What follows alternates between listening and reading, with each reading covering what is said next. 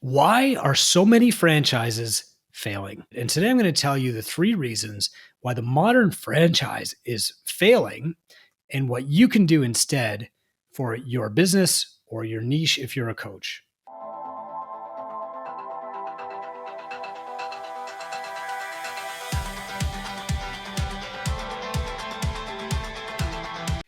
There's three reasons why the modern franchise is failing. They have no tracking, no learning, or no evolution, and possibly all three. Now, in the old days, when you thought about franchise, you probably thought about the golden arches, right? You probably thought about McDonald's, the prototypical franchise model.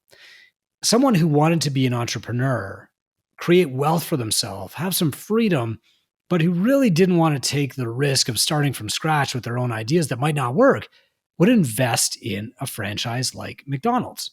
And what they would get was a reputable brand, worldwide, nationwide, and local advertising. They would get training in how to make the product. They would be told exactly what equipment to buy, how many milkshake makers and how many flat range tops and how many fry baskets. They would get taught exactly how to sell the product. They'd be told exactly what to price the product as, how much of the product or the raw ingredients to order, and how to store everything. They'd be told everything. And while a franchise wasn't necessarily the highest profit margin, you could consistently put in $97 a month and take out $100. It was a money machine. And as long as you had economies of scale, meaning you had low price labor, lower priced ingredients, and a lot of people coming in through the door, it was a pretty good money machine. It worked. It made a lot of people wealthy, thousands of people. But the modern franchise is something different, and it's mainly failing its franchisees. I'm going to tell you why. The modern franchise doesn't have the attributes that it needs to survive in a modern, information-based economy.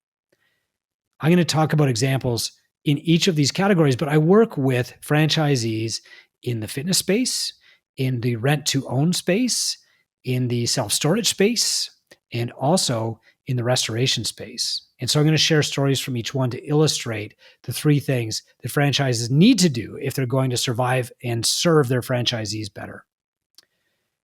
In the fitness space, franchisees lack tracking. There are a lot of franchises that I've worked with or been familiarized with or spoken to at summits or met in person at our summit, including 9-round, F45s, various kickboxing or boxing franchises, spin franchises, Hard Exercise Works, Fit Body Boot Camp. The list just goes on and on.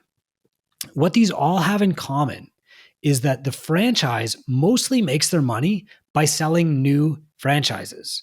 That means that they are incentivized to sell you a franchise, but they're not incentivized to keep your franchise growing. Now, these franchises do come with a lot of decisions already made for you. They're branded. They are marketed. They tell you exactly what to buy. They tell you maybe where to set up a location. They tell you what to do, like to deliver the product, right? They're still very, very different from a licensee model. And in the fitness space, the CrossFit licensing model comes to mind. And there are pros and cons of both. For a lot of people, you're still better off to buy a 9-round franchise if you like kickboxing than to buy like a CrossFit franchise. But the same could also be inversely true. For a lot of us, we like the freedom of just having a licensing agreement where we pay $3,000 for the CrossFit name. We can do whatever we want. The problem in both cases is a lack of tracking. And so you don't know, if you're the parent company, who is actually doing well. You can't tell which franchisee is actually the biggest and which franchisees are very close to bankruptcy. And so I was talking to a business coach that worked with a franchise company, and I don't want to get more specific right now. I don't want to get him in trouble. But he would tell me that when he would visit a franchise, he would fly into their city with a goal of visiting 5 franchises the next day. And he would come to the first one and he'd think, okay, well, this is a good one. You know, it looks good on the outside. I'm greeted warmly. Everybody's smiling. And then he'd find out that they were 2 months away from bankruptcy. And the parent company had no idea because they weren't tracking. And then he would visit another franchise in this little dumpy location, and they wouldn't even want to talk to him because they were so angry about their franchise agreement. They felt like they had been robbed. And so if you're not tracking metrics, hey, you don't have to take responsibility for anybody's success. On the other hand, you're probably not going to help anybody become more successful. So the first problem with the modern franchise is that they don't have good tracking. Some franchises do, and what comes next is even more important, and that is no learning. So even in franchises where they're tracking their franchisee revenue or their franchisee expenses or their franchisee client headcount, in most cases, they're still not learning from that. Here's a great example. Nick is an amazing entrepreneur from Texas. And when Nick and I started working together, his tire company was losing him money like crazy. He was getting no help from the franchise. What they were doing was they were putting him on like probation. They were telling him he could only buy so many franchises at a time or so many sets of tires at a time, et cetera. And in a year, Nick turned this thing around to the point where he had a really successful franchise. In fact, they had their annual kind of banquet in Florida, and Nick flew out for their banquet, and they were doing their award ceremony, and they said, fastest growing franchise of the year. And they called him up. He won. Wow, he was shocked. He had the fastest growing franchise. And then he took his award, he did some pictures, he held up his big trophy, and he went back to his seat. And then they called his name again for franchisee of the year. So he gets back up on stage, and now he's got these two trophies for fastest growing franchise and franchise of the year. He's totally blown away. He had no idea that he was growing faster than anybody else, and neither did anyone else. They didn't know. So Nick wins both of these trophies, and he goes back and he sits down in his seat, and he finishes his meal, and then he flies home to Texas. And on Monday, nobody calls him from the head office. None of the other franchisees call him. Nobody, in fact, says, Nick, how'd you do it? How'd you go from a struggling franchise to the best one that's out there? What are you doing? What is one thing you could teach me? The franchisor does not have an incentive to help its franchisees grow. If it did, they would call Nick and say, hey, what'd you do differently? I can tell you exactly what he did differently. He systemized his playbook, he systemized his sales process, and then he diversified his marketing. So while the other franchisees are still running radio ads, Nick had started investing $1,000 a month in Facebook. And guess what? The return on that was about 12x. So he was getting amazing leads into his shop faster than anybody else. Every single franchise in that system could have learned from Nick. If they had, the franchises would all have grown, become more profitable, and the franchisees would have gone to the parent company and said, okay, I'm ready for my next location. Because the incentive here for the franchisor is you sell more franchises because the people who buy the franchises are the people who already own other franchises. So the problem here was not no tracking, because the franchise did track how many sets of tires Nick was selling, but there was no learning. They didn't do anything with that data. And so that's the second problem with modern franchises. The third problem that's killing modern franchises is a lack of evolution. This is where incentives come into play. The franchisor has some success in the home renovation business, and they systemize that success, and they license their brand, and they give you their playbook, and they might make some recommendations, or they might even give you some training. But then they will not change that system one iota, because to change something in that playbook means they have to bring all their franchisees back and retrain them. To change one thing in that brand means changing the brand on every truck in every franchise.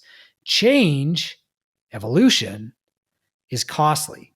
It takes you time, it takes you money, and it takes away from your bottom line. And so the franchisor is disincentivized to change. And what that means is that franchisees are forced into running the same playbook for 20 years.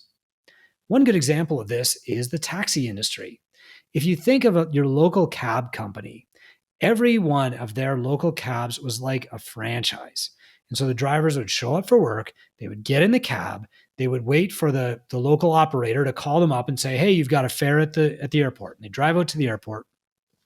They might say hello. They might load the bags in the trunk, maybe not. They would drive the fare to their location, and they would return to their base.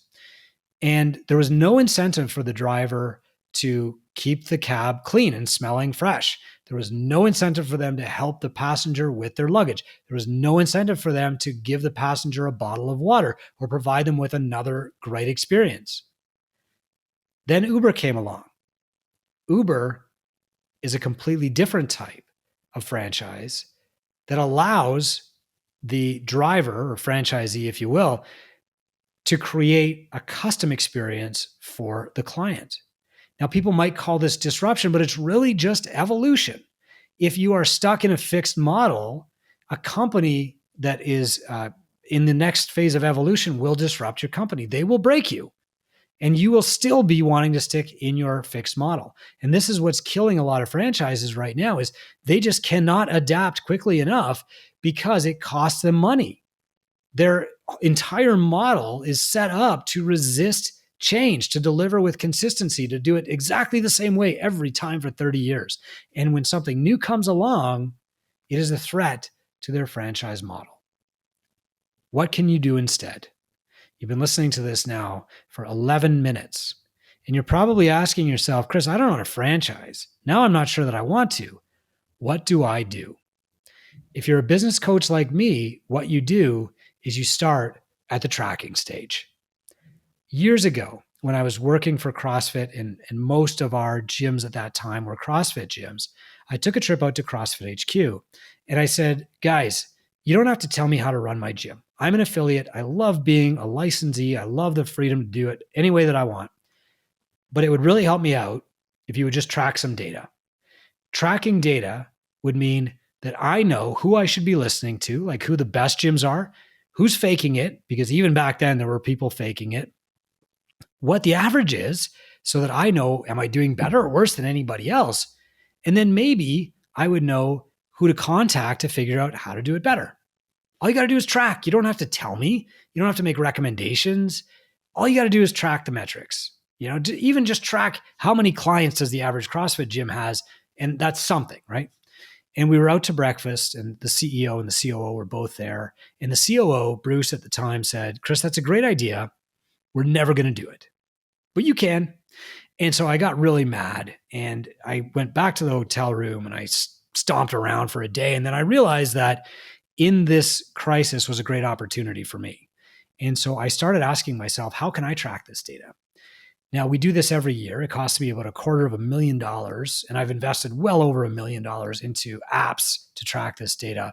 It's required building relationships with other people who track data and being the one to pull it all together and then publishing this for free. That's what I chose to do for the fitness industry. There are other people who do this for other industries, but you can do it for yourself. For example, if nobody is giving you data about how all the other 9-round gyms are doing in Chicago, why wouldn't you just call all the other 9-round gyms, get them all together and say, how many clients do you have? What do you pay in rent? How much square footage do you have? How many staff do you need? Collect your own data set and share it with them. It's in everybody's best interest in that group to provide the data so that they can have the data from everybody else. And the more that data set grows, the more valuable it becomes, and the more people will want it, the more they'll contribute to it. This has been my experience. So the first thing that you can do is to build your own data set. The second thing that you can do is to get as many other franchisees together as you can and find out who is doing what the best. So this does require tracking, right? Phase 1, but it also requires phase 2, which is learning. And so let's say that you have a group of 10 tire franchises. You can find out who is getting the most leads per month, and everybody in the group can go to that franchise and see, hey, how are you getting leads? And then everybody improves their own lead flow. And then you identify the person who is best at upselling higher value tires or different services. And you say, let's all go to that franchise and see what this person is doing to upsell.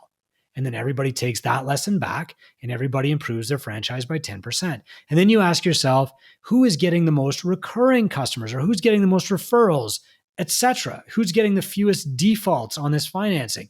Who is getting the best repayment terms? Okay. and you travel around and you kind of build your own mastermind within a franchise. That's what a mastermind should be. It should not be just a pool of brainstorming. It should actually be a collection of people at a similar level who are doing slightly better in one area and sharing that knowledge with the group in exchange for gaining the group's knowledge. They share their one area of expertise and they gain 10 areas of expertise back. So the best advice that I can give you at this stage is to find a good mastermind in your niche instead of franchising. If you can do that, you'll have all the benefits of the franchise, which are tracking, learning, and evolution, without all the downsides of the franchise, which are fixed in your ways, failing brands, and fragility. The reason that franchises are failing and they're not the great value that they used to be is that they lack tracking, they lack learning, and they lack evolution. They might only lack one of the three, but one is enough to kill you. The way that you can do this yourself is just by forming your own franchise in your mind, by creating a mastermind of other people in your niche and helping one another grow by identifying who is best at what, learning from them, and then sharing your own area of genius. Build your own franchise. Hope it helps. Thanks for listening.